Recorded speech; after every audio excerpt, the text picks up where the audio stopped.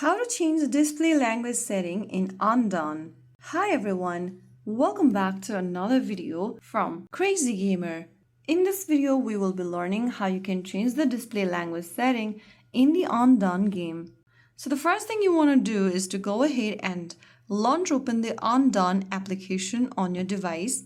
Once you're inside the game, go ahead and tap on the menu button at the top right corner, this one over here, and from the expanded menu, click Settings at the bottom right.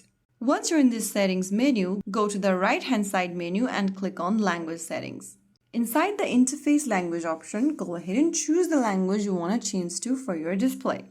After selecting a language option, it'll download necessary language details, and once you tap on it again, click on Confirm. This will restart the game and your chosen language will be applied immediately. So that is how you can change the language setting in the Undawn game. So if you found the video helpful, don't forget to like, share and subscribe to our channel. I will see you again in the next video. Thank you for watching.